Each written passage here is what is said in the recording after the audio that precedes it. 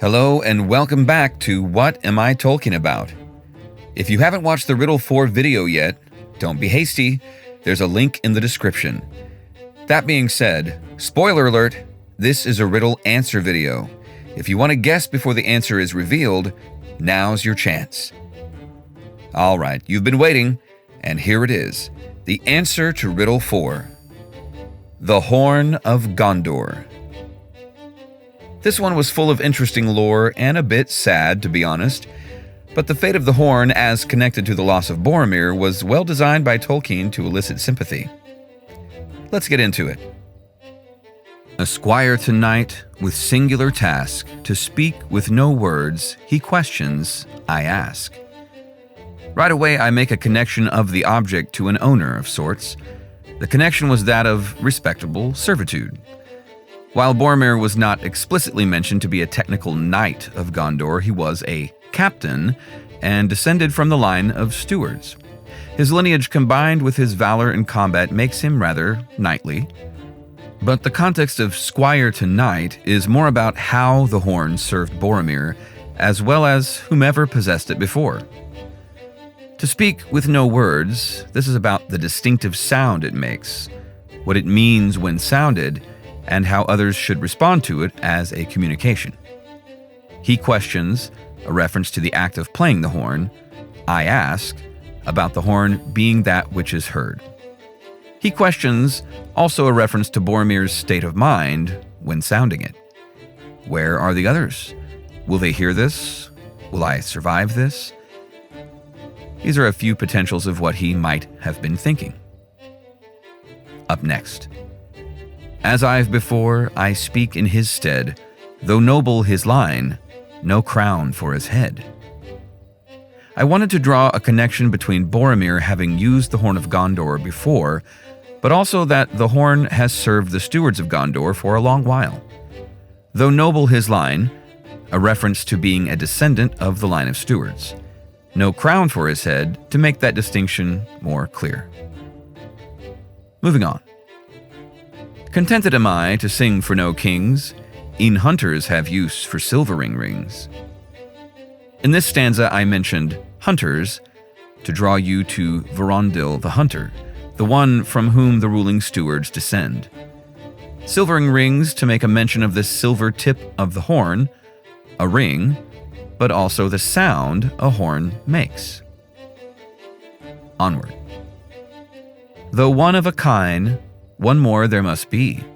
A sibling had I, their fate I can't see.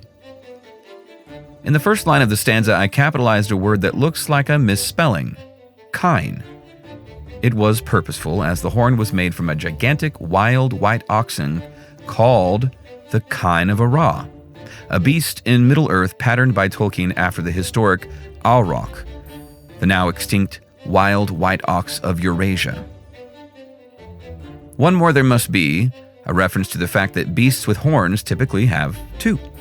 Ergo, a sibling had I as well.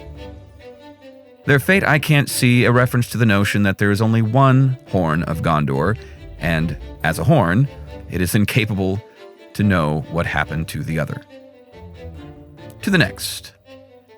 My life, it seems, millennia long, but ends with one last and glorious song.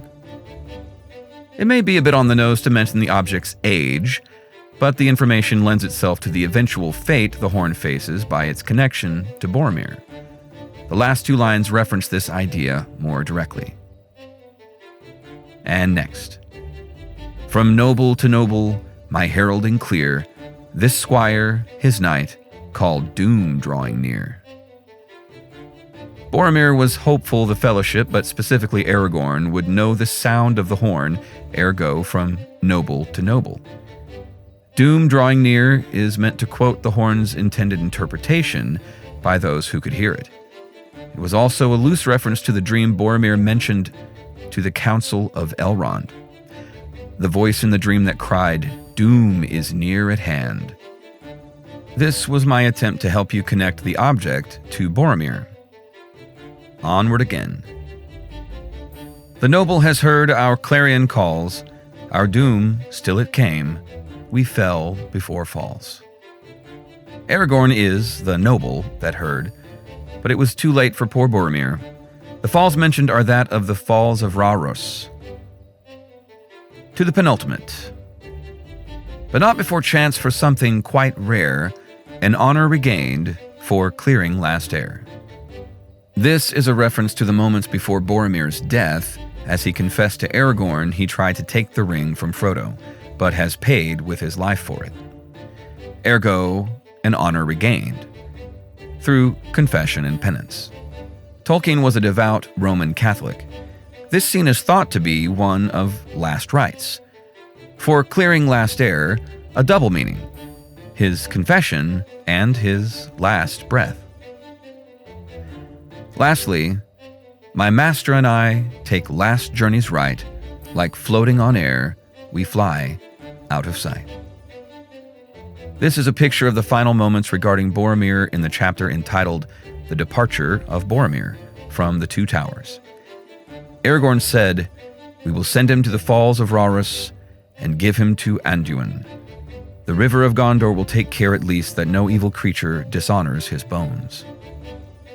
In the two stanzas, a reference to the line, "He floated by them, and slowly his boat departed, waning to a spot against the golden light, and then suddenly it vanished." Despite eventually returning to Denethor in Minas Tirith, the horn was described as cloven through the middle and thus destroyed. This is why I have the horn describe itself as coming to its own end. I hope you enjoyed this riddle and the answer to it. If you did, feel free to like, share, and subscribe. Stay tuned for my next riddle. Hit the notification bell if you want to know when it drops. Until then, farewell, and may the blessing of elves and men and all free folk go with you.